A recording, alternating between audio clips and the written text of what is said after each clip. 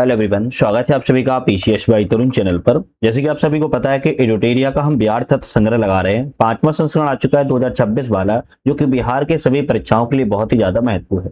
पिछली वीडियो में हम बिहार का सामान्य परिचय, बिहार का इतिहास, बिहार का भूगोल तक यहाँ पर कंप्लीट हमारा हो चुका है। आज की जो हमारे चैप्टर होने वाला है बिहार की अर्थव्यवस्था, बिहार की हम इकोनॉमी के बारे में जो है क्वेश्चन पर बात करेंगे, या इकोनॉमी पर हम डिटेल से बात करने वाले हैं, जिसमें कृषि, पशुपालन, खनिज, ऊर्जा, उद्योग एवं परिवहन के बारे में बात करेंगे। ये जो आपके 5 टॉपिक होने वाले हैं आपके बहुत ही ज्यादा महत्वपूर्ण है और एग्जाम्स के पॉइंट ऑफ व्यू से आपको ध्यान रखना है। ऐसे ही क्वेश्चन आपके सबसे ज्यादा एग्जाम में आते भी हैं। पिछली 2 वीडियो जो आ चुके हैं और आप लोगों ने अभी तक कंप्लीट नहीं की है तो देखो कंप्लीट कर लीजिएगा, क्योंकि हिस्ट्री और ज्योग्राफी सबसे ज्यादा आपके एग्जाम में आती है।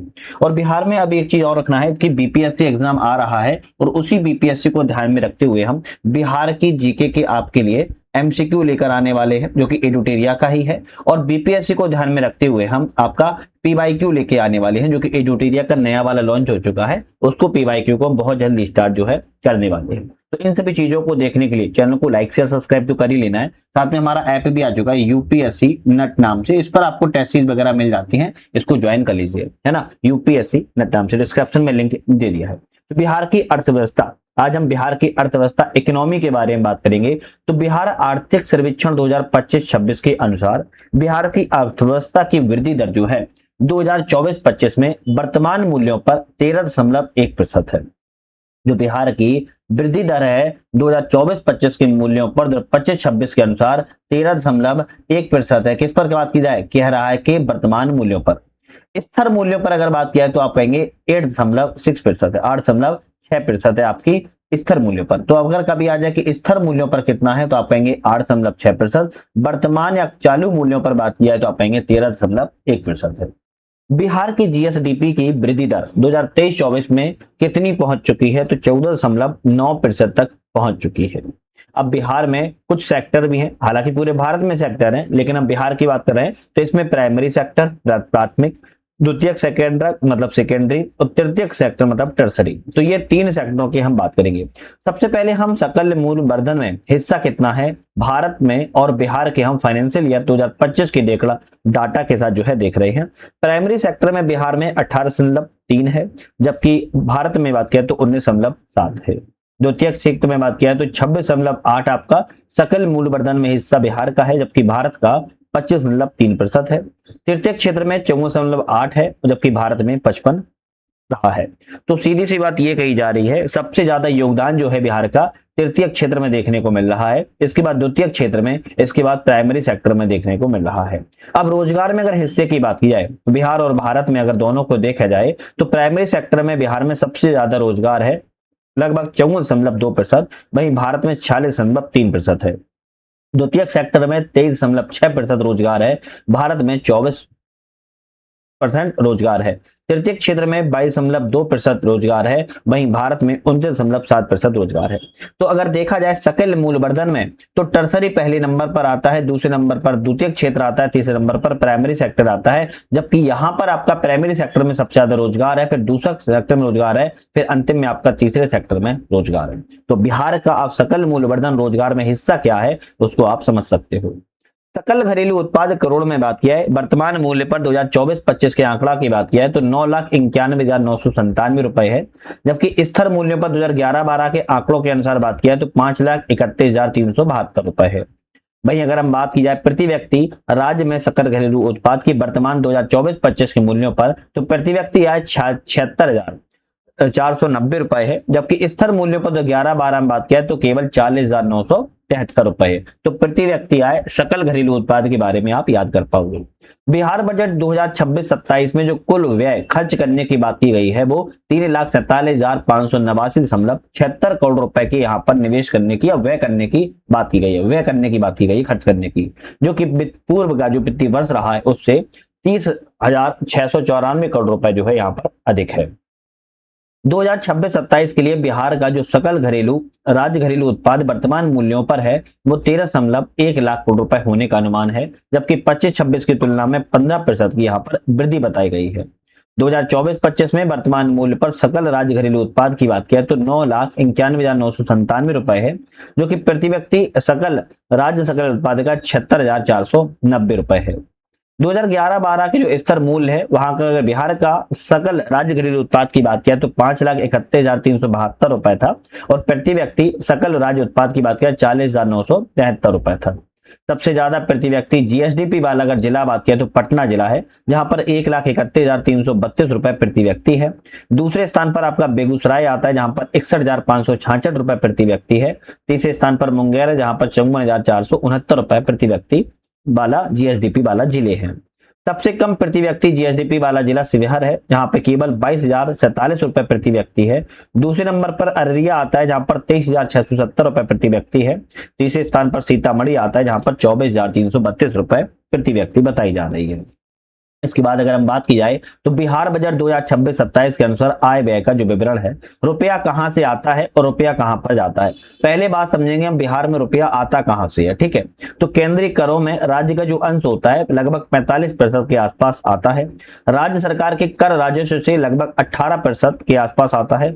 लोक ऋण से 17% के आसपास आता है। केंद्र सरकार से जो सहायता अनुदान मिलता है उससे 14% के आसपास आता है। और राज्य का कर भिन्न राजस्व और ऋण की वसूली से लगभग 2% का योगदान है जो कि आता है। तो जो रुपया आता है वो आपकी 6 जगह से आता है। अब खर्च भी 5 जगह से आता है। अब रुपए खर्च भी होता है। रुपए कहाँ जाता है? सामाजिक सेवाओं में लगभग 41% के आसपास जाता है। सामाजिक सेवाओं में 41% के आसपास जाता है। सामान्य सेवाओं में लगभग 28% के आसपास जाता है। आर्थिक सेवाओं में 23% के आसपास जाता है। लोक ऋण की वापसी में लगभग 6% के आसपास, ऋण एवं पेंशन में लगभग 0.41% और सहायता अनुदान और अंशदान में लगभग 0.01% के आसपास रुपए जाता है। जैसे आपकी मान लो जेब है, उस जेब में कहीं से ना कहीं से पैसा आता भी है। जब आता है तो कहीं ना कहीं खर्च भी होता है। तो इसी तरीके से रुपया कहां से आता है, रुपया कहां जाता है, यह बिहार बजट में या बिहार के बारे में भी बात की जा रही है। 16वें वित्त आयोग 2026 से 31 की सिफारिश के अनुसार बिहार को केंद्रीय करों में लगभग 9.95 प्रतिशत हिस्सा मिलने का जो है अनुमान बताया गया है, जो कि 15वें वित्त आयोग की सिफारिश जो है 10.06% से थोड़ा कम है, क्या रखना है। तो यहां पर जो है 9.95% का हिस्सा 16वें वित्त आयोग के द्वारा बताया गया। अब हम आर्थिक क्षेत्र में, अर्थव्यवस्था में कृषि की बात किया है, क्योंकि बिहार एक मैदानी राज्य है, आप सभी को पता होगा, और बिहार का लगभग 96% भूभाग मैदानी भाग में आता है। और मैदानी क्षेत्र भी यहाँ पर उपजाऊ जलोढ़ मृदा से समृद्ध है, जहां पर मृदा सिंचाई की उपलब्धता, भौगोलिक अनुकूलता, श्रम की उपलब्धता के कारण बिहार एक कृषि प्रधान राज्य की श्रेणी में आता है। बिहार के कुल भूभाग में कृषि की सघनता की बात किया है, सकल फसल क्षेत्र 82.07 लाख हेक्टेयर है। वहीं शुद्ध नवल बुवाई वाला क्षेत्र की बात किया है तो 54.12 लाख हेक्टेयर है। सकल सिंचित क्षेत्र की बात किया 67.33 लाख हेक्टेयर है। फसल सघनता 152% के आसपास है। तो ये आपके बिहार के कुल जो भूभाग है कृषि में, सकल फसल क्षेत्र, शुद्ध निवल क्षेत्र, सकल सिंचित क्षेत्र एवं फसल सघनता क्षेत्र, 4 भागों में इनको जो है बांटा गया है। सकल राज्यगत मूल्यवर्धन में कृषि वानिकी और मत्स्य वानिकी का जो योगदान है वो आप कहेंगे 22% का योगदान है। आर्थिक सर्वेक्षण 25-26 के अनुसार 24-25 में बिहार में सर्वाधिक जो उपजाई जाने वाली फसल है वो चावल उपजाई गई है पहले नंबर पर। दूसरे नंबर पर आप कहेंगे गेहूं को उपजाया गया है। तीसरे नंबर पर मक्का को उपजाया गया है। तो बिहार में सबसे ज्यादा जो फसलों को उपजाया गया है, चावल को उपजाया गया है, दूसरे नंबर पर गेहूं को उपजाया गया है और तीसरे नंबर पर आपका मक्का को उपजाया गया है। वर्तमान 24-25 में खाद्यान्न उत्पादन की बात किया है 247.82 लाख टन पहुंच चुका है। 2024-25 में पिछले वर्ष की तुलना में अगर देखा जाए, चावल का जो उत्पादन है लगभग 4.3%, गेहूं का उत्पादन 7.1%, मक्का का उत्पादन 12.6% बढ़ा है। तो चावल का बात किया है तो 4.3% बढ़ा है, गेहूं की बात किया है तो 7.1% बढ़ा है और मक्का की बात किया है 12.6% बढ़ा हुआ है। तो ये पिछले वर्ष की तुलना में गेहूं, चावल, मक्का का उत्पादन बढ़ा हुआ है। बिहार में कुल अनाज उत्पादन में बात किया, चावल का हिस्सा 40.71% है, जबकि गेहूं का हिस्सा 32.1% है और मक्का का हिस्सा 27.1% है। प्रमुख फसल, उसके उत्पादन और उत्पादकता वाले जिलों की अगर हम बात की जाए आर्थिक सर्वेक्षण 25-26 के अनुसार, तो फसल और सर्वाधिक उत्पादन वाले जिले, सर्वाधिक उत्पादकता वाले जिले और सबसे कम उत्पादकता वाले जिलों की बात करेंगे। लेकिन एक छोटा सा अपडेट है, यहाँ पर हमारा जो ऐप आ चुका है यूपीएससी नल, इसको आप लोग बहुत सारे बच्चे डाउनलोड कर चुके हैं, अच्छी बात है। जिन्होंने नहीं किया उनके लिए है, यहाँ पर मल्टीपल कोर्सेज चल रहे हैं, उन कोर्सेज को आप ज्वाइन कर सकते हो। दूसरी बात, यहाँ पर आप टेस्ट सीरीज ज्वाइन कर सकते हो, जो कि आपको टेस्ट पास के अंदर जो है मिल जाती है। तो एक बार जाइएगा, ऑनलाइन माध्यम से चेकआउट कर लीजिएगा, डिस्क्रिप्शन में हमने लिंक भी दे दिया है, वहां से भी आप लोग जो है डाउनलोड कर सकते हो, प्ले स्टोर पे सर्च भी कर सकते हो। अब जैसे हम चावल की बात किया है, चावल का जो सर्वाधिक उत्पादन वाला जिला है वो रोहतास है, जबकि सर्वाधिक उत्पादकता वाला जिला भी रोहतास है और सबसे कम उत्पादकता वाला जिला मुजफ्फरपुर है चावल के मामले में। गेहूं की बात किया है, रोहतास में गेहूं भी सबसे ज्यादा उत्पादन होता है, लेकिन उत्पादकता की बात किया तो बेगूसराय में होता है और सबसे कम उत्पादकता औरंगाबाद में होता है। मक्का की बात किया तो पूर्णिया में सबसे ज्यादा उत्पादन होता है और सर्वाधिक उत्पादकता वाला जिला अररिया है। दलहन की बात किया, पटना में सबसे ज्यादा उत्पादन दलहन का होता है और पटना में ही सबसे ज्यादा उत्पादकता भी होती है, लेकिन सारण एक ऐसा जिला है जहां पर सबसे कम उत्पादकता वाले जिलों की श्रेणी में आता है। बिहार में फसल क्षेत्र 2024-25 में बात किया है तो यहाँ पर आप कहेंगे सबसे ज्यादा अनाज है, कौन सा है, सबसे ज्यादा अनाज है जो कि 89.2% के आसपास है। इसके बाद दलहन का उत्पादन होता है 6 के आसपास, फिर तिलहन का के पहले आपका ईख का उत्पादन होता है 2.6% के आसपास, फिर तिलहन का होता है 1.4 के आसपास, रेशेदार फसल 0.8% के आसपास का जो है बिहार में फसल क्षेत्र 2024-25 के आंकड़े हैं। प्रमुख सब्जी और शीर्ष उत्पादन वाले जिलों की बात है, जैसे आलू जो है पटना में सबसे ज्यादा उत्पादन होता है, प्याज का नालंदा में उत्पादन होता है, वहीं बैगन का नालंदा में उत्पादन होता है और फूल गोभी का भी नालंदा में उत्पादन होता है। सबसे ज्यादा जो उत्पादन होता है वो बात करेंगे सब्जियों में आलू, प्याज, बैगन और फूलगोभी का होता है। आलू का पटना में होता है, प्याज, बैगन, फूलगोभी का नालंदा के अंतर्गत किया जाता है। सर्वाधिक फसल सघनता वाला जिला की बात किया तो आप कहेंगे रोहतास है और दूसरे नंबर पर शिवहर एवं सीतामढ़ी है जो कि 1.8 है। सबसे कम फसल सघनता वाला जिला की बात करें तो मुंगेर है, कौन सा, मुंगेर है। सबसे ज्यादा फसल सघनता में रोहतास, शिवहर, सीतामढ़ी आता है, सबसे कम फसल सघनता में मुंगेर जिला आता है। मखाना उत्पादन, ये इंपोर्टेंट क्वेश्चन है क्योंकि चर्चा का विषय है। मखाना में उत्पादन में बिहार देश में पहले स्थान पर है। 24-25 के आंकड़ों के अनुसार 58.8 हजार टन मखाना का उत्पादन किया गया था, जो कि पूरे देश के कुल उत्पादन में 85% का योगदान केवल बिहार के द्वारा ही दिया गया है। अगर देश में लीची उत्पादन में बात किया, बिहार का पहला स्थान आता है, लीची उत्पादन में पहला स्थान है, जिसकी कुल उत्पादन में 348.3 हजार टन का उत्पादन किया गया है। आर्थिक सर्वेक्षण 23-24 के अनुसार बिहार सरकार के द्वारा 13 जिलों में जैविक पट्टी का विकास किया जा रहा है।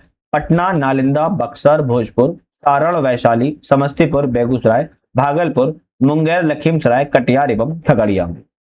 वहीं 2024-25 में उर्वरक जो एनपीके होता है, सर्वाधिक खपत कहां पर की जा रही है तो पूर्णिया जिले में सबसे ज्यादा खपत आपकी एनपीके की जा रही है, याद रखना है। और बिहार में सर्वाधिक खपत वाला अगर बात की जाए तो रासायनिक उर्वरक यूरिया है, कौन सा है, रासायनिक उर्वरक यूरिया है, जहां पर सर्वाधिक खपत जो है की जाती है, याद रखिएगा। और सबसे ज्यादा खपत जो है पूर्णिया जिले में की जाती है।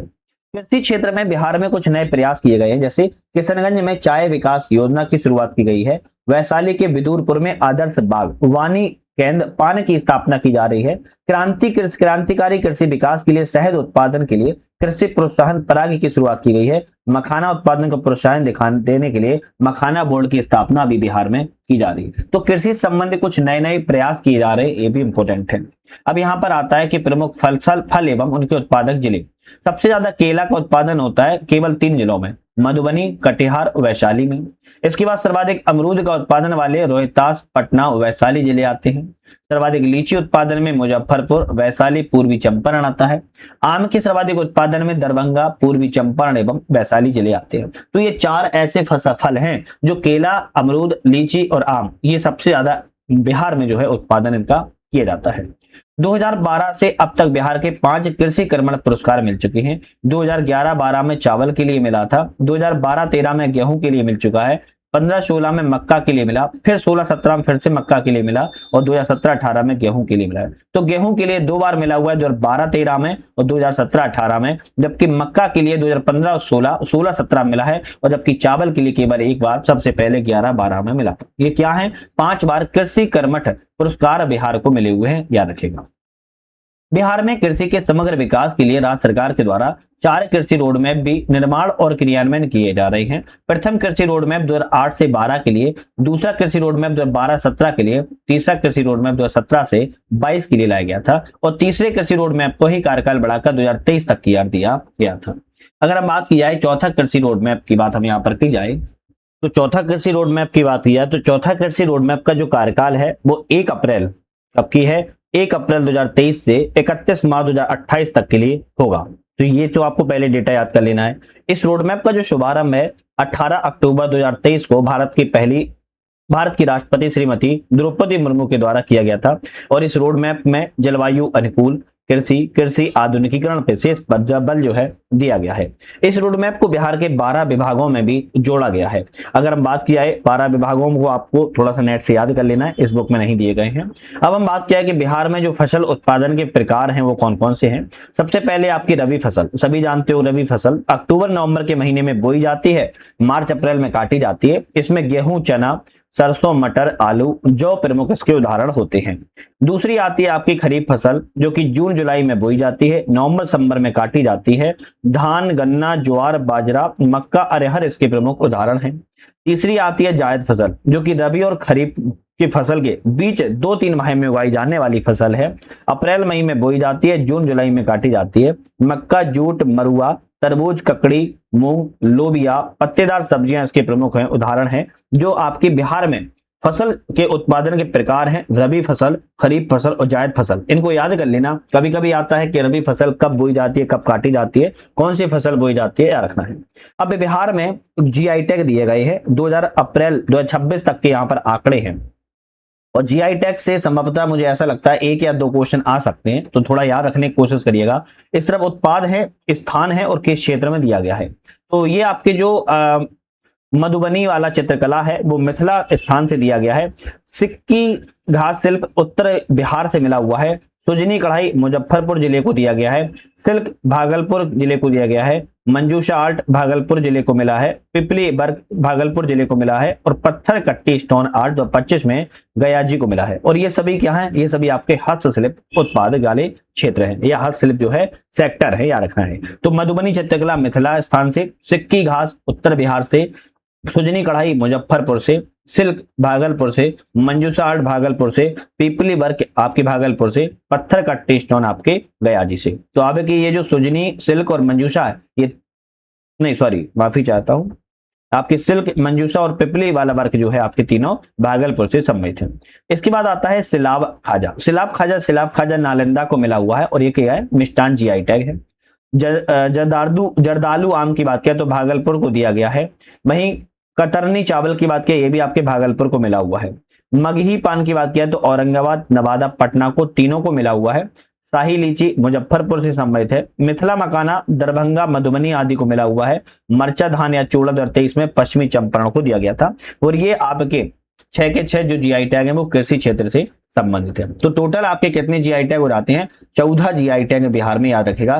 3 सेक्टर में दिए गए हैं, हस्तशिल्प, मिष्ठान और कृषि क्षेत्र में दिए गए हैं। अब हम बात कर लेते हैं बिहार में सिंचाई। बिहार में सिंचाई के प्रमुख साधनों में नहर, नलकूप, पाइप, अब तालाब और कुआं आते हैं। बिहार में सिंचाई के प्रमुख सबसे ज्यादा जो है नहर, नलकूप, पाइन और तालाब, कुएं आते हैं। आर्थिक सर्वेक्षण 25-26 के अनुसार 24-25 में बिहार में सिंचित क्षेत्र की बात किया है तो 67.33 लाख हेक्टेयर है, 67.33 लाख हेक्टेयर है। और बिहार में जो सर्वाधिक सिंचाई होती है वो नलकूप के द्वारा की जाती है। लगभग 65% के आसपास जो है सिंचाई जो है नलकूप के द्वारा की जाती है। सर्वाधिक सकल सिंचित क्षेत्र की बात किया रोहतास है और सबसे कम सिंचित क्षेत्र की बात किया तो शिवहर है। हालांकि सिंचाई के साधनों की बात किया नलकूप से सबसे ज्यादा सिंचाई की जाती है 65.31%। दूसरे नंबर पर नहरें आती है 29.49%। फिर तालाब आते हैं 1.93% और अन्न में की जाती है 3.24%। ये 2 और 3 आपको याद कर लेना है, एग्जाम में ऐसे पूछा जाता है नलकूप, नहर, तालाब में सबसे ज्यादा सिंचाई कौन से की जाती है, मिला के बताइएगा। सर्वाधिक नलकूपों में संचित जिला की बात किया तो आप कहेंगे सिंचित जिला जो है आपका पूर्णिया है नलकूपों के द्वारा। नहरों से सर्वाधिक सिंचित जिला की बात किया तो रोहतास है और तालाब से सबसे ज्यादा सिंचित जिला की बात किया तो दरभंगा है।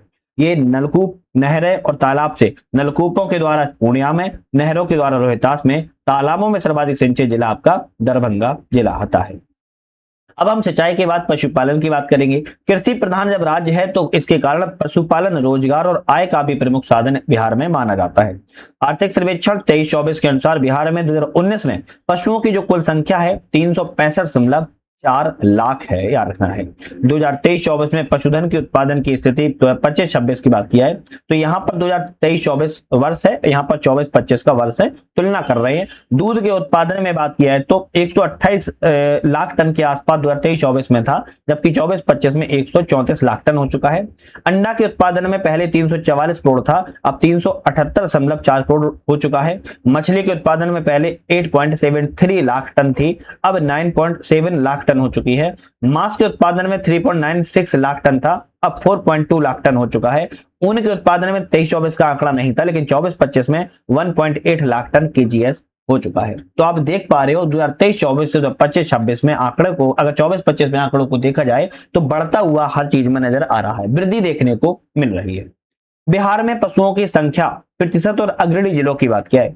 गाय बैल की बात किया है तो 154 लाख है, 42.1% ओवरऑल है और अग्रणी जिला पूर्णिया है। भैंसों में बात किया तो 77.20 लाख हैं आपकी। मधुबनी जिला सबसे अग्रणी है, जहां पर सबसे ज्यादा भैंसे मधुबनी में है। बकरी की बात किया तो 128.2 लाख हैं, जो कि अररिया में सबसे ज्यादा आपकी क्या है, बकरियां हैं। मुर्गी और बदक में 165.3 लाख हैं और कटिहार जिला में सबसे ज्यादा आपकी मुर्गी और बदक देखने को मिलती है। बिहार में आर्थिक सर्वेक्षण 24-25 के अनुसार हॉर्टिकल्चर का जो उत्पादन है 230 लाख टन रहा है, याद रखिएगा। तो गाय एवं बैल 154 लाख, पूर्णिया जिला में सबसे ज्यादा है। भैंस 77.20 लाख, मधुबनी जिला में सबसे ज्यादा है। बकरी 128.2 लाख, अररिया जिला में सबसे ज्यादा है। मुर्गी एवं बदक 165.3 लाख, कटिहार जिले में सबसे ज्यादा है। अब हम इसके बाद खनिजों की बात की जाए। पृथ्वी की भूपरपटी या भूगर्भ में प्राकृतिक रूप से पाए जाने वाले तत्वों और यौगिकों को हम खनिज कहते हैं। पृथ्वी की जो भूपरपटी और भूगर्भ होता है, मतलब कि पृथ्वी है ये, इस पृथ्वी के अंदर जितनी भी परपटी के अंदर जो भूगर्भ में आपके तत्व और यौगिक पाए जाते हैं उन्हें खनिज कहते हैं और इन्हें भौतिक और रासायनिक गुणों के आधार पर धात्विक एवं अधात्विक में विभाजित भी किया जाता है। बिहार के झारखंड विभाजन से पूर्व बिहार में देश का लगभग 25% खनिज पाया जाता था। यह मुख्यतः छोटा नागपुर पठारी क्षेत्र में पाया जाता था, लेकिन जब झारखंड का विभाजन हो गया बिहार से, तब खनिज की मात्रा केवल 2 से 3% ही बिहार में शेष रह गई है। वर्तमान में बिहार के दक्षिणी सीमा धारवाड़ और विंध्यनगिरि की चट्टानों में ही खनिज पाए जाते हैं और वो भी बिहार में पाए जाने वाले प्रमुख खनिजों में चूना पत्थर, पाइराइट, अभ्रक, मैग्नीज, चीनी मिट्टी, क्वार्टरजाइट एवं बॉक्साइट प्रमुख है। अब जैसे सबसे पहले हम चूना पत्थर की अगर बात की जाए, चूना पत्थर रोहतास जिले में सबसे ज्यादा पाया जाता है, रोहतास पहाड़ी और कैमूर पहाड़ी में। सीमेंट उद्योग का प्रमुख कच्चा माल है चूना पत्थर। रोहतास में सीमेंट कारखाना भी स्थापित किया गया है। चीनी उद्योग में शुद्धिकरण के लिए इसका उपयोग किया जाता है। इस्पात उद्योग के लिए यह उपयोगी होता है। इसके बाद अगर बात किया है पाइराइट जो है रोहतास में सबसे ज्यादा पाया जाता है, अमझोर एवं बंजरी में। भारत के लगभग कुल भंडार का 95% पाइराइट बिहार में ही पाया जाता है। गंधक का प्रमुख स्रोत है। इसका उपयोग उर्वरक उद्योग, कागज उद्योग या रखना है पेट्रोलियम शोधन के लिए इसका जो प्रयोग है वो किया जाता है। इसके बाद आता है क्वार्टरजाइट मुंगेर जिले में सबसे ज्यादा उत्पादक होता है। खड़गपुर के पहाड़ियों में जमुई एवं गया जी में इसका उपयोग जो है क्वार्टरजाइट का भवन निर्माण सामग्री के रूप में किया जाता है। चीनी मिट्टी भागलपुर, बांका और मुंगेर में उत्पादक जिले हैं। इसका उपयोग बर्तन, विद्युत प्रतिरोध उपकरण बनाने में किया जाता है। इसके अलावा वस्त्र, कागज, पेंट आदि में भी इसका प्रयोग किया जाता है। अभ्रक की बात किया तो नवादा, गया, जमुई, मुंगेर जिले में सबसे ज्यादा उत्पादक होता है। विश्व में सबसे उच्च कोटि का अभ्रक बिहार में ही पाया जाता है। तो ये क्वेश्चन आपके लिए इंपोर्टेंट हो सकता है ना। चलिए बॉक्साइट की बात कर लेते हैं। मुंगेर जिला में उत्पादक होता है। खड़गपुर की पहाड़ियों में बॉक्साइट जो होता है वो एल्यूमिनियम का अयस्क है। एल्यूमिनियम का उपयोग जो है बृहत रूप में किया जाता है, अलग अलग लेवल पर होता है। सोना जो है जमुई की करमिटिया, मुंगेर, पश्चिमी चंपारण। सोना एक बहुमूल्य धातु है। बिहार के जमुई में सोने के विशाल भंडार का पता लगाया गया है। सौरा सारण, मुजफ्फरपुर, बेगूसराय, पूर्वी चंपारण आदि जगह पर सौरा होता है। सौरा सोडियम और पोटेशियम नाइट्रेट के रूप में पाया जाता है। इसका उपयोग विस्फोटक पदार्थ, बारूद बनाने, पटाखा, कांच, इस्पात उद्योग में जो है इसका उपयोग किया जाता है। क्वार्टरजाइट की बात किया तो जमुई, नवादा, गया जिले में इसका क्या होता है, उत्पादक होता है, याद रखना है। इसका उपयोग कांच, विद्युत, इलेक्ट्रॉनिक उद्योग में किया जाता है। यूरेनियम की बात किया तो गया और नवादा में उत्पादक होता है। उसका ऊर्जा उत्पादक दृष्टि से जो यूरेनियम है तो बहुत बहुमूल्य है। सिलेट की बात करें तो मुंगेर में होता है, खड़गपुर की पहाड़ी में, और इसका उपयोग सजावटी पत्थर के रूप में प्रयोग किया जाता है। मैंगनीज की बात करें, गया और मुंगेर जिले में इसका उत्पादक होता है। मैंगनीज का उपयोग धातु निर्माण में किया जाता है, याद रखना है ना, मैंगनीज का उपयोग धातु निर्माण में किया जाता है और मुख्य रूप से इसका उपयोग इस्पात में उद्योग में प्रयोग होता है। एबिस्टस की बात किया तो एबिस्टस का उत्पादक मुंगेर जिला है। इसका उपयोग कपड़ा, कागज, छत ढकने के लिए तख्ते बनाने में किया जाता है। एबिस्टस में आग नहीं लगने के कारण इसे फायर फाइटर्स भी पहनते हैं। गैलेना की बात किया, गैलेना का उत्पादक बांका जिला है। इसका उपयोग परमाणु संयंत्र, रसायन उद्योग, पेंट उद्योग में किया जाता है। पेट्रोलियम पश्चिमी चंपारण में उत्पादक होता है, ईंधन के रूप में इसका प्रयोग किया जाता है। और प्राकृतिक जो गैस है पूर्णिया, किशनगंज, कटिहार में उत्पादक होता है, ईंधन के रूप में इसका भी प्रयोग जो है किया जाता है। इसके बाद हम बात की जाए खनिजों के बाद ऊर्जा की। ऊर्जा की बात किया है तो 2024-25 में ऊर्जा की स्थिति की बात किया है, आर्थिक सर्वेक्षण 25-26 में 10 लाख यूनिट रही है। ऊर्जा की चरम मांग की बात किया है तो 44,393 मेगा यूनिट रही। ऊर्जा की चरम मांग पूर्ति की बात किया है 44,217 मेगा यूनिट रही। जो अधिशेष है सरप्लस माइनस में 176 मेगा यूनिट जो है रहा है। आर्थिक सर्वेक्षण 25-26 के अनुसार बिहार में 2023-24 में ताप विद्युत ऊर्जा का उत्पादन 66% है, जबकि नवीकरणीय ऊर्जा का उत्पादन केवल 34% है। बिहार राज्य में प्रति व्यक्ति विद्युत उपभोग 2025 में बात किया 374 किलोवाट घंटा रहा है। बिहार राज्य में 24-25 में सर्वाधिक बिजली खपत वाला जिला पटना जिला है और सबसे कम बिजली खपत वाला जिला की बात करें तो शिवहर जिला है।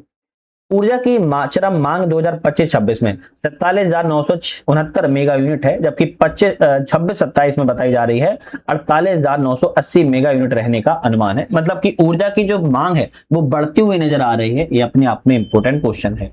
ऊर्जा की चरम मांग 2025 में जो है 8,752 मेगावाट रही है, जबकि 26-27 में 9,602 मेगावाट रहने का अनुमान है।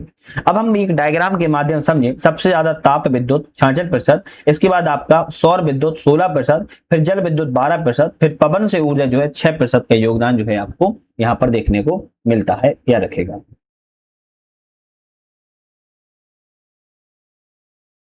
अगर हम बिहार में ऊर्जा के 3 अभिकरण कार्यशील की बात की जाए तो बिहार राज्य में विद्युत बीएसईबी क्या है, बीएसईबी की बात किया है तो 2012 में 5 कंपनियों में विभाजित किया गया है। बिहार राज्य विद्युत holding company limited BSP HCL, Bihar राज्य विद्युत उत्पादन कंपनी लिमिटेड बीएसपीजीसीएल, बिहार राज्य विद्युत संचरण कंपनी लिमिटेड बीएसपीटीसीएल, उत्तर बिहार विद्युत वितरण कंपनी लिमिटेड एनबीपीडीसीएल, दक्षिण बिहार विद्युत कंपनी लिमिटेड एसबीपीडीसीएल। ये आपके 5 क्या है, 5 कंपनियों में जो है बिहार राज्य विद्युत बोर्ड को जो है विभाजन जो है किया गया है। बिहार में अगर हम ताप विद्युत केंद्र की बात करें जहां पे सबसे ज्यादा 66% का योगदान देती है ताप विद्युत, जो बाढ़ ताप विद्युत संयंत्र है वो पटना में लगा हुआ है। बरौनी ताप विद्युत केंद्र बेगूसराय बरौनी में लगा है। बक्सर ताप विद्युत परियोजना बक्सर चौसा में लगाई गई है। कांटी विद्युत उत्पादन निगम लिमिटेड मुजफ्फरपुर कांटी में लगाया गया है। Kakwara ultra mega power project Banka में लगाया गया है। और नबीनगर ताप विद्युत परियोजना की बात की जाए तो औरंगाबाद में लगाई गई है। इसके यहाँ पर एक क्वेश्चन आता है कि परपैंती भागलपुर में 2400 मेगावाट का ताप विद्युत संयंत्र जो है प्रस्तावित है, तो ये क्वेश्चन आपके लिए थोड़ा सा इंपॉर्टेंट है। दूसरा आता है बिहार राज्य जल विद्युत निगम लिमिटेड। अब किसकी बात की जा रही है, जल विद्युत। तो बिहार में कुल 13 जल विद्युत परियोजनाएं चालू हैं, जिनमें 54.3 मेगावाट विद्युत का उत्पादन होता है और वर्तमान में 11 जल विद्युत परियोजनाएं प्रक्रियाधीन भी हैं, मतलब की प्रक्रिया में है, जिनसे उत्पादन क्षमता 903 मेगावाट है। अब जल विद्युत परियोजनाओं की बात किया है तो मेगावाट भूल जाओ, है ना, जिला याद कर लो, जल विद्युत परियोजना याद कर लो, इतना ही काफी है। कोशी जल विद्युत कटैया बीरपुर में बात किया सुपौल जिला में है। पूर्वी गंडक नहर पश्चिमी चंपारण में है। सोन पश्चिमी नहर रोहतास जिले में है। सोन पूर्वी नहर औरंगाबाद में है। त्रिवेणी नहर पश्चिमी चंपारण में है। अब यहां पर देखो आपको एक चीज याद रखना है, कौन सा, डलबाग लघु विद्युत डलबाग लघु जल विद्युत, नासरीगंज लघु जल विद्युत, जयनगरा जल विद्युत लघु जल विद्युत और आपकी सेबारी लघु जल विद्युत, ये आपकी चारों कहां पर है, रोहतास जिले में है। अब बात की जाए अगनूर एवं बेलासात, ये आपकी कहां पर है, आपकी अरवल जिले में है। सरखिंडी आपकी ये आपकी रोहतास में ही है और अरवल लघु जल विद्युत की बात किया तो अरवल जिले में है। टोटल जो है ओवरऑल 54.3 मेगावाट है। अब बिहार में हम नवीकरणीय ऊर्जा विकास निगम अभिकरण ब्रेडा की बात की है तो इसका मूल उद्देश्य बिहार में नवीकरणीय ऊर्जा उत्पादन को बढ़ावा देना है और वर्तमान में कई यहाँ पर जो है कार्यशील संचालित भी हैं। सरकारी भवनों पर ग्रिड संपर्कित रूफटॉप सौर विद्युत संयंत्र स्थापित है। दूसरा, निजी आवासीय भवनों पर ग्रिड संपर्कित रूफटॉप सौर विद्युत संयंत्र स्थापित है। पिलवित सौर विद्युत संयंत्र को स्थापित जो है किया गया। तो बिहार में नवीकरणीय ऊर्जा के लिए भी कार्य किया जा रहा है, जो कि अपने आप में एक अच्छा भी है। इसके बाद सोलर वाटर पंप, 50 मेगावाट का ग्रिड जमीनी सौर विद्युत संयंत्र, ऑफ ग्रिड हाइब्रिड संयंत्रों वाला ऊर्जा संयंत्र में परिवर्तन, सरकारी भवनों पर हाइब्रिड रूफटॉप सौर विद्युत संयंत्र, मुख्यमंत्री सोलर स्ट्रीट लाइन लाइट योजना। तो ये आपकी सौर ऊर्जा की या कह सकते हो नवीकरणीय ऊर्जा के मामले में ये सारे परिवर्तन बिहार में किए जा रहे हैं। नवीकरणीय ऊर्जा क्षेत्र में लखीमसराय के कजरा में बैटरी ऊर्जा भंडारण प्रणाली युक्त सौर विद्युत परियोजना, भागलपुर के पीरपैंती में सौर विद्युत परियोजना प्रारंभ जो है की जा रही है या की गई है। इसके बाद बिहार में नवीकरणीय ऊर्जा को बढ़ावा देने के लिए कुछ नीति भी है, जैसे भी हाल ही में बिहार पंप आधारित भंडारण परियोजना प्रोत्साहन नीति 2025 लाई गई है। इसमें क्या हो रहा है कि पंप आधारित भंडारण परियोजनाएं चरम बिजली प्रसरणीयता, बिना पर्यावरण को नुकसान पहुंचाए बड़े पैमाने पर किफायती ऊर्जा भंडारण उपलब्ध करवाती है। बिहार का क्या लक्ष्य है कि अनुकूल और सुस्थिर विद्युत ग्रिड के सहयोग से पंप भंडारण योजना के विकास को बढ़ावा देकर अपनी नवीकरणीय ऊर्जा संबंधी संभावनाओं का लाभ उठाना। यह नीति देश की राष्ट्रीय विद्युत योजना के अनुरूप है, जिसमें ग्रिड के लचीलापन, नवीकरणीय ऊर्जा के समेकन के लिए पंप भंडारण पर बल जो है इसमें दिया गया है। इसके बाद बिहार नवीकरणीय ऊर्जा नीति 2025 लाई गई है। इसके तहत कहा गया है कि बिहार में नवाचार लाने, नवीकरणीय प्रौद्योगिकी तथा ऊर्जा भंडारण को अपनाने के लिए नवीकरणीय ऊर्जा नीति 2025 की शुरुआत की गई। राज्य का स्वच्छ ऊर्जा संबंधी अपनी पूरी संभावनाओं को साकार करने के लिए 19 से 29 तक 23.968 गीगावाट नवीकरणीय ऊर्जा और 6.1 गीगावाट ऊर्जा भंडारण क्षमता हासिल करना इन्होंने अपना लक्ष्य जो है रखा हुआ है। तो ये कुछ आपके ऊर्जा से संबंधित थे। अब इसके बारे में थोड़ा सा आपने ज्यादा पढ़ा हुआ तो बहुत बढ़िया बात है। अब हम उद्योग के बारे में बात किया तो अर्थव्यवस्था में उद्योग जो है द्वितीय क्षेत्र का प्रक्रम है, एक तरीका से याद रखना है। इसका निर्माण और विनिर्माण का कार्य किया जाता है। इसके अंतर्गत राज्य का सकल राज्यगत मूल्य संवर्धन 25-26 में औद्योगिक क्षेत्र का जो योगदान है वो 26.8% का है। कितना है? 26.8% का है, सेकेंडरी योगदान है। बिहार में खनिज संसाधन की सीमित मात्रा के कारण खनिज उद्योगों की संख्या भी सीमित है। बिहार एक कृषि प्रधान राज्य है और कृषि आधारित उद्योगों की यहाँ पर अपार संभावनाएं भी देखने को मिलती है। बिहार के में कुछ प्रमुख उद्योग हैं, जैसे आता है चीनी उद्योग। बिहार का प्रथम चीनी उद्योग 1904 में मड़ोरा सारण में स्थापित जो है किया गया था। बिहार का पहला चीनी उद्योग सारण में स्थापित लगाया गया था। आर्थिक सर्वेक्षण 25-26 के अनुसार बिहार में 11 चीनी मिलें हैं, जो कि 10 चालू अवस्था में है और इसमें से रीगा चीनी मिल सीतागढ़ी को चालू जो है किया गया है। 2025-26 के अनुसार बिहार में चीनी का जो उत्पादन है 60.88 लाख क्विंटल हुआ है। कृषि रोड मैप 4 के तहत बिहार राज्य गुड़ उद्योग प्रोत्साहन कार्यक्रम की संचालन जो है कर रहा है। तो कभी आ जाए किसका? तो गुड़ का उद्योग का प्रोत्साहन कर रहा है। अब इसके बाद आता है चीनी के बाद दूध उद्योग। दूध उद्योग बिहार कृषि और पशुपालन समृद्ध राज्य है और दूध उत्पादन में पारंपरिक व्यवसाय भी है। 25-26 के आंकड़ों के अनुसार 24-25 में 134 लाख टन दूध का उत्पादन बिहार में किया गया है। 7 निश्चय 2 के तहत पशुपालन हेतु देसी गौपालक योजना प्रारंभ जो है की गई है। 7 निश्चय 2 के तहत 7000 गांव में दूध सहकारी समिति की भी स्थापना जो है की गई है। इसके बाद आता है दूध के बाद जूट उद्योग। बिहार में जूट 3 बड़े कारखाने हैं, पूर्णिया, कटिहार और दरभंगा में। पूर्णिया के मरंगा में एक जूट पार्क भी स्थापित जो है किया जा रहा है। बिहार पश्चिम बंगाल के बाद दूसरा सर्वाधिक जूट उत्पादक राज्य है। कभी पूछा जाए आपका पहले नंबर पर जूट उत्पादक कौन सा है, तो आप कहेंगे वेस्ट बंगाल है। दूसरे नंबर पर बात किया तो आप कहेंगे बिहार राज्य है। वस्त्र एवं रेशम उद्योग के बारे में बात किया है। सूती वस्त्र उद्योग बिहार के फुलवारी शरीफ, डुमरांव एवं गया में है। इसके अतिरिक्त मुंगेर, भागलपुर, बक्सर, मुजफ्फरपुर में सूती वस्त्र की छोटी छोटी मिलें भी स्थित हैं। बिहार में भागलपुर रेशमी वस्त्रों के उत्पादन के लिए प्रसिद्ध है। बिहार में मलबरी, तसर और अंडी तीनों प्रकार के रेशम पाए जाते हैं, उत्पादन किया जाता है और ये क्वेश्चन इंपोर्टेंट है। इसके बाद आता है सीमेंट उद्योग। बिहार में चूना पत्थर की उपलब्धता के कारण सीमेंट उद्योग स्थापित किया गया है। बिहार में डालमिया नगर और बंजारी रोहतास में सीमेंट उद्योग स्थापित किए गए हैं। इसके बाद कृषि आधारित उत्पादों की बात किया तो बिहार कृषि प्रधान राज्य तो है ही है। बिहार में कृषि आधारित में चीनी, जूट, इथेनॉल, चावल, खाद्य प्रसंस्करण, चमड़ा, लकड़ी, प्लाईवुड आदि की उद्योग की बृहद संभावनाएं हैं। बिहार में भागलपुर, बक्सर, कटिहार में 3 फूड पार्क की भी स्थापित स्वीकृति मिल चुकी है। वर्तमान में देश में बिहार में खाद्य उत्पादन में 7वें स्थान पर, सब्जी के उत्पादन में 3रे स्थान पर, फल के उत्पादन में 6वें स्थान पर आता है। तो कभी पूछा जाए खाद्य के उत्पादन में भारत में, आप कहेंगे 7वें स्थान पर, सब्जी के उत्पादन में बात किया तो आप कहेंगे 3रे स्थान पर, और बात किया है फल के उत्पादन में तो आप कहेंगे 6वें स्थान पर आता है। बिहार मखाना उत्पादन में पूरे देश में पहला स्थान है। खाद्य प्रसंस्करण के तहत मुजफ्फरपुर के मोतिहारी में मेगा फूड पार्क का निर्माण जो है किया गया है। पटना के बिहटा में पैकिंग घर का भी निर्माण जो है किया गया है। इसके बाद बिहार में केंद्र सरकार के द्वारा कुछ नियंत्रित सार्वजनिक उपक्रम भी हैं, जैसे उद्योग और स्थान की बात किया। लेकिन एक छोटा सा अपडेट है, आप लोग चैनल पे नए हो सब्सक्राइब लाइक शेयर करके बेल आइकन प्रेस कर लीजिएगा। अच्छा लगता है, मोटिवेशन मिलता है कहीं ना कहीं। जब आप लोग चैनल को सब्सक्राइब लाइक शेयर करते हो तो मुझे ऐसा लगता है कि और भी वीडियो बनाए जाए आपके लिए, और मोटिवेशन मिलता है। सार्वजनिक उपक्रम के क्षेत्र की बात किया है, fertilizer corporation of India limited Barauni में स्थापित किया गया है। इंडियन ऑयल कॉर्पोरेशन लिमिटेड की बात किया तो बरौनी में भी स्थापित किया गया है। भारत बैगन एंड इंजीनियरिंग कंपनी लिमिटेड की स्थापना मोकामा में की गई है। रेलवे विद्युत इंजन कारखाना मधेपुरा में लगाया गया है। रेल पहिया कारखाना की बात किया तो बेला सारण में लगाया गया है। डीजल एवं इलेक्ट्रॉनिक इंजन कारखाना मड़ौरा सारण में लगाया गया है।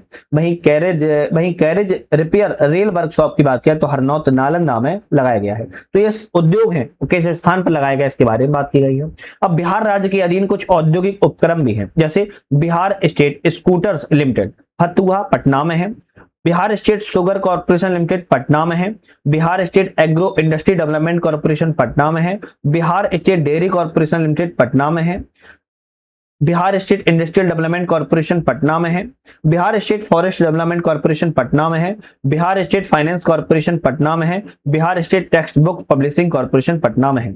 अब केवल एक जगह है, कौन सा है? बिहार स्टेट स्पन सिल्क, और ये कहां पर है? आपके भागलपुर में है। या रखे कहां पर है? भागलपुर में स्थित है। बाकी सब कहां पर है? बाकी सभी आपके पटना में स्थित है, ध्यान रखना है। चलिए, बिहार में कुछ औद्योगिक इकाई और क्षेत्र भी हैं, जैसे चमड़ा की बात किया, चमड़ा आपके पटना मुजफ्फरपुर में। चीनी की बात किया तो पश्चिमी चंपारण पूर्वी चंपारण सारण में। कागज उद्योग की बात किया समस्तीपुर रोहतास दरभंगा में। रेशम की बात किया तो भागलपुर में। सूती वस्त्र उद्योग की बात किया गया पटना सिवान भागलपुर में। औषधियों की बात किया मुजफ्फरपुर पटना जिले में। सीमेंट की बात किया रोहतास क्षेत्र में। उर्वरक की बात किया है तो बरौनी बेगूसराय में। प्लाईवुड की बात किया है हाजीपुर पूर्णिया पटना जिले में। कालीन की बात किया है ओबेरा औरंगाबाद जिले में। तेल शोधन की बात किया बरौनी बेगूसराय में। ये आपके ऐसे औद्योगिक इकाइयां हैं जो इंपोर्टेंट है और किस क्षेत्र में लगाई गई है इसके बारे में हमने बात की है। इसके बाद बिहार में औद्योगिक विकास के लिए बिहार औद्योगिक क्षेत्र विकास प्राधिकरण BIADA की स्थापना 1974 में की गई थी, जिसके 4 क्षेत्रीय कार्यालय हैं, पटना, भागलपुर, मुजफ्फरपुर एवं दरभंगा, और इसमें 9 क्लस्टर कार्यालयों के अंतर्गत 74 औद्योगिक क्षेत्र जो है कवर किए गए हैं। बिहार में औद्योगिक विकास के लिए औद्योगिक विकास नीति 2016 बनाई गई थी, जबकि 2012 में बिहार औद्योगिक निवेश प्रोत्साहन नीति 2022 लाई गई है। बिहार औद्योगिक निवेश प्रोत्साहन नीति वस्त्र और चरम के लिए 2022 में ही बनाई गई है। अब इसके बाद हमने सारी बातें कर ली, तो परिवहन की बातें हमें करना इंपॉर्टेंट है, और परिवहन की बातें करें तो बहुत ज्यादा महत्वपूर्ण है, क्योंकि यहां से क्वेश्चन परिवहन से ज्यादा नहीं आएंगे, पर एक क्वेश्चन भी अगर आ गया तो आपका काम बन जाएगा। इसको जरूर आप लोग याद कर लीजिएगा, इसको याद जरूर कर लीजिएगा। अब हम अगर परिवहन की बात किया है तो बिहार में परिवहन के साधन जो हैं आपके सड़क के माध्यम से साधन है, रेल के माध्यम से साधन है, वायु के माध्यम से साधन है, जल के माध्यम से है। तो हम एक बात तो समझ पाए, बिहार में सड़कों का भी है रोल, रेल का भी रोल है, आपके जल का भी रोल है, और आपके वायु परिवहन का भी रोल है। चारों परिवहन है। सड़क यातायात की सबसे पहले हम सड़क परिवहन की बात करेंगे। यह यातायात का सबसे आसान एवं सस्ता साधन होता है सड़क परिवहन।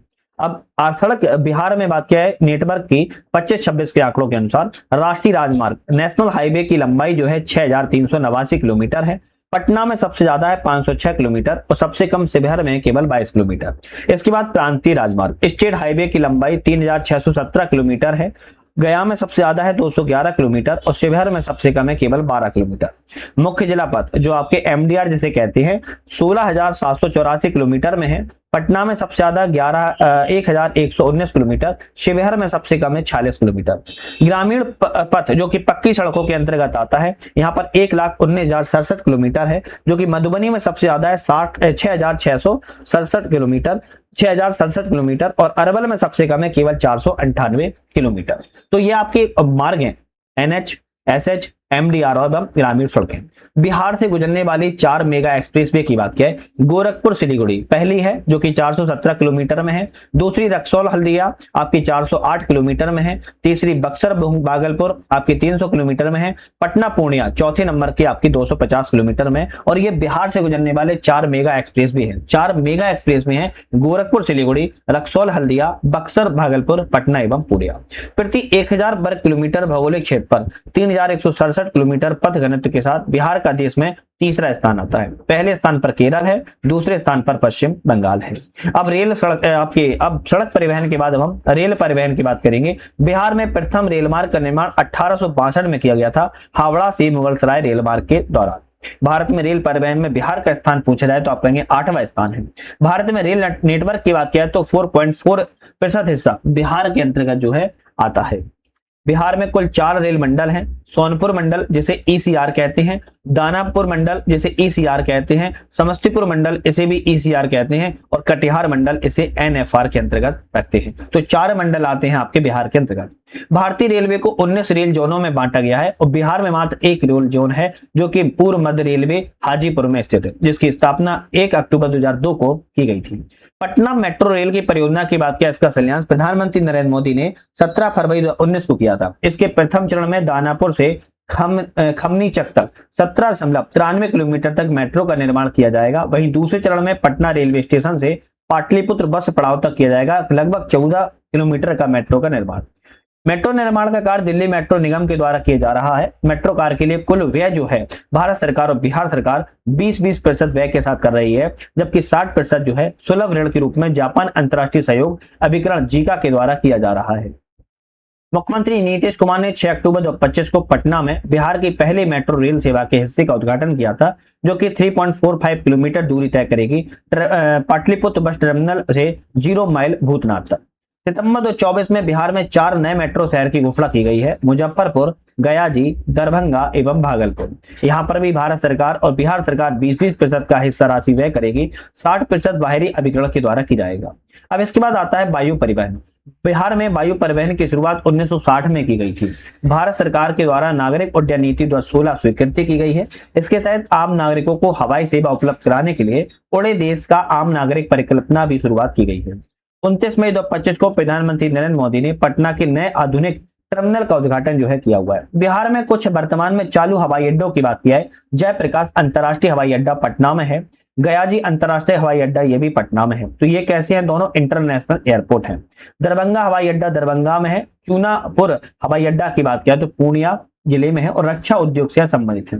इन हवाई अड्डों के अलावा 13 अतिरिक्त हवाई अड्डे भी विकास काम के चरणों में है। सुल्तानगंज भागलपुर में, राजगीर नालंदा में, बिहटा पटना में, मधुबनी, मुजफ्फरपुर, बीरपुर वैशाली में, मुंगेर, छपरा, मोतिहारी, पूर्वी चंपारण में, वाल्मीकि नगर पश्चिमी चंपारण में, सहरसा, उलाव बेगूसराय में और सबैया गोपालगंज में। ये 13 अभी विकास का काम विभिन्न चरणों में चल रहे हैं।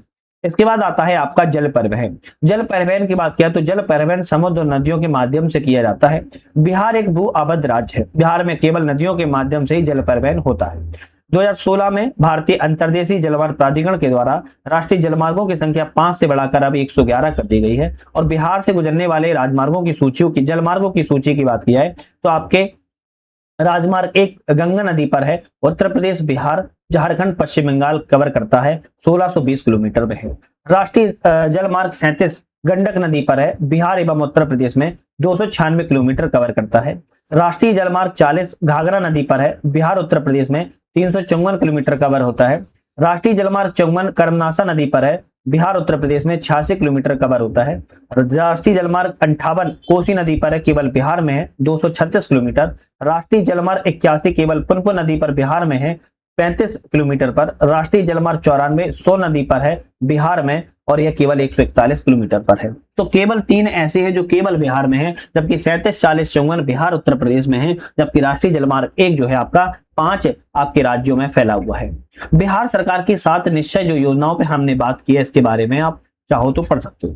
7 निश्चयों में पहला 2015 से, 7 निश्चय में दूसरा 2020 से, 7 निश्चय में तीसरा 2025 से जो है इसको योजना को लाया गया है, या रखेगा। अब हम बात किया है 7 निश्चय की, तो पहला आता है आर्थिक हल युवाओं का बल, है ना। 2020 में बताया गया युवा शक्ति बिहार प्रगति, 2025 में बताई गई है दोगुनी रोजगार और दोगुनी आय। आर्थिक रोजगार महिलाओं को अधिकार 2015 में कहा गया था, सशक्त महिला और सक्षम महिला 2020 में कहा गया है, समृद्ध उद्योग सशक्त बिहार ये आपके 2025 में कहा गया है। दूसरी निश्चय, हर घर बिजली लगातार 2015 में कहा गया, हर खेत तक सिंचाई का पानी 2020 में कहा गया, कृषि में प्रगति प्रदेश समृद्धि 2025 में कहा गया, हर घर जल नल का जल 2015 में कहा गया था, स्वच्छ गांव समृद्ध गांव 2020 में कहा गया, उन्नत शिक्षा उज्जवल भविष्य 2025 में कहा गया है, घर तक पक्की गली नालियां 2015 में कहा गया, स्वच्छ शहर विकसित शहर 2020 में कहा गया, सुलभ स्वास्थ्य और सुरक्षित जीवन 2025 में कहा गया है, शौचालय का निर्माण घर का सम्मान 2015 में कहा गया था, सुलभ संपर्कता 2020 में कहा गया है, मजबूत आधार आधुनिक विस्तार 25 में कहा गया, अवसर बढ़े आगे बढ़े 2015 में कहा गया, सबके लिए अतिरिक्त स्वास्थ्य की सुविधा 25 में कहा गया, सबका सम्मान और जीवन आसान 2025 में कहा गया है। तो ये 7 निश्चय हैं, सातों निश्चयों को चाहो तो आप इसकी शॉर्ट भी ले सकते हो, जो कि बहुत ज्यादा महत्वपूर्ण है। अब हमारा जो नेक्स्ट टॉपिक आता है बिहार में पलटन के बारे में बात करेंगे। अब देखो बिहार के पलटन के बारे में ऐसे तो बात कर नहीं लेंगे, है ना। बिहार का पलटन एक छोटा चैप्टर है, तो याद रखना है बिहार के पलटन के साथ साथ हम एक और चैप्टर की बात करेंगे नेक्स्ट वीडियो में। वो हमारा कौन सा टॉपिक होगा अगर हम आपको बताना चाहें तो बिहार में पलटन की बात करेंगे हम नेक्स्ट वीडियो में। याद रखना है बिहार की पलटन की बात करेंगे हम नेक्स्ट वीडियो में। इसके बाद बिहार की जनगणना भी हम 2011 वाली, ये भी आपकी नेक्स्ट वीडियो में बात करेंगे। तो आपके 2 टॉपिक याद रखना है, 2 टॉपिक आपके ऐसे होने वाले हैं जो आपकी नेक्स्ट वीडियो में आएंगे। तो नेक्स्ट वीडियो को देखने के लिए चैनल को क्या करना पड़ेगा, सब्सक्राइब लाइक शेयर तो कर ही लेना है, साथ में बेल आइकन प्रेस कर लेना, जैसे ही वीडियो आए तो आपको नोटिफिकेशन मिल सके। बस कुछ ही चैप्टर और बचे हैं, जैसे पॉलिटी बचा है, कला संस्कृति बचा है, प्रमुख व्यक्तित्व विविध बचे हैं, फिर इसके बाद पूरी बुक हमारी कवर जाएगी। जैसे कि हमने आपको बताया कि हमारा ऐप आ चुका है, इसका नाम है यूपीएससी नट। इस ऐप पर चले जाना है, मल्टीपल फोर्सेज मल्टीपल टेस्ट चल रही हैं, इनको जो है ज्वाइन कर सकते हो। आपको कहीं ना कहीं कोई प्रॉब्लम आए तो आप जो है हमें कॉल भी कर सकते हो, आपको यहाँ पर जो है समाधान मिल जाएगा। बाकी नेक्स्ट वीडियो पर हम मुलाकात करेंगे, तब तक के लिए धन्यवाद।